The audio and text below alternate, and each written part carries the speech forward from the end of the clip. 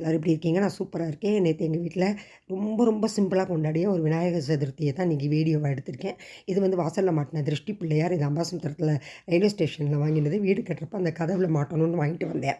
அது போல் இந்த குட்டி குட்டி பிள்ளையார், குட்டி குட்டி யானை எல்லாத்தையும் வச்சு ஒரு டெக்கரேஷன் பண்ணி அப்படியே அந்த ஷோகேஸ்லேருந்து எடுத்து அந்த சாமி பக்கத்தில் வச்சாச்சு. இந்த மார்பிள் பிள்ளையார் இது.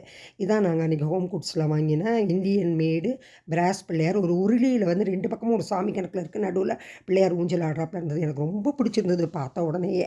அதனால் நான் வாங்கலாமான்னு யோசிச்சுட்டு இருந்தேன். என் டாக்டர் டக்குன்னு வாங்கிட்டா.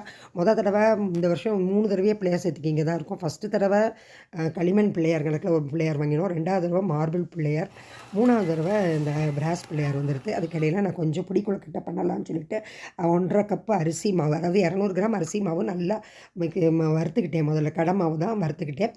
அதில் வந்து 1 கப்பு வெல்லம், கம்மியாக தான் போட்டேன் வெல்லத்தை பாகு கணக்கில் வச்சு கரைச்சிட்டு தேங்காயையும் எள்ளையும் நல்லா வறுத்து அந்த பாகு 1 1/2 டம்ளர் மாவு 200 கிராம் மாவு இருக்கும்.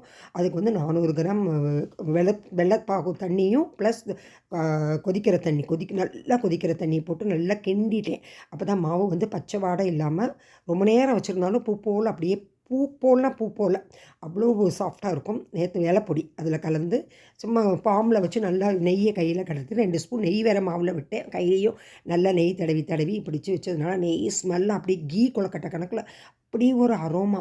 என் பேரங்க என்ன பண்ணுறீங்கன்னு வந்துட்டான் ஸ்கூல் விட்டு ஆனால் வந்து ஆசைப்பட்டு பார்த்தானே தவிர்த்து 2 கொழுக்கட்டை தான். அதுவும் வெண்ணெய் வச்சு இந்த கரடு 200 கொழுக்கட்டை கணக்கில் வெண்ணெய் வச்சு 2 கொழுக்கட்டை ரொம்ப சாப்பிட்டான். அதுக்கிடையில் அவன் டெக்கரேஷன் பண்ணுறேன்.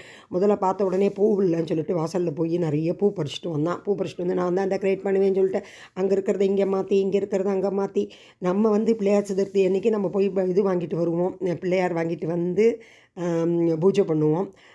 ஒரு மண் பிள்ளையார் வாங்கிட்டு வருவோம். சந்தோஷமாக நம்ம வந்து பூஜை பண்ணுவோம். அதே நினைவுகளோடு தான் என் பேரன் இருக்கிறத வச்சு நான் பண்ணிக்கிறேன்னு சொல்லிட்டு நாமத்தை போட்டுட்டு நான் தான் பூஜை பண்ணுவேன், நான் தான் மந்திரம் சொல்லுவேன்னு சொல்லிட்டு நான் அவ்வளோ அழகாக வந்து என்ஜாய் பண்ணினான். அதுதான் மெயின். நம்ம ஒரு பண்டிகையினாலே நம்ம வந்து அதை வந்து என்ஜாய் பண்ணணும்.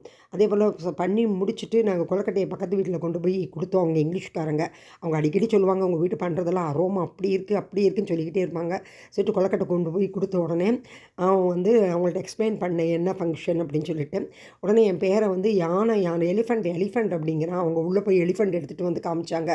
இதனோட இந்த சாமி தான் அப்படின்னு சொன்ன உடனே ரொம்பவே சந்தோஷமாக இருந்தது. சரி ஒரு செல்ஃபி எடுத்துப்போம் அப்படின்னு சொல்லிட்டு நாங்கள் 3 பேரும் சாமி கும்பிட்டுட்டு அப்படியே வந்து ஒரு செல்ஃபி எடுத்தோம். நைட்டு 8 மணிக்கு மேலே தான் கொழுக்கட்டை சாப்பிட்டு பார்த்தேன். அவ்வளோ பூ போல் அவ்வளோ நல்லா இருந்து சூப்பராக இந்த விநாயகர் சதுர்த்தியை இந்த ஊரில் கொண்டாடியாச்சு.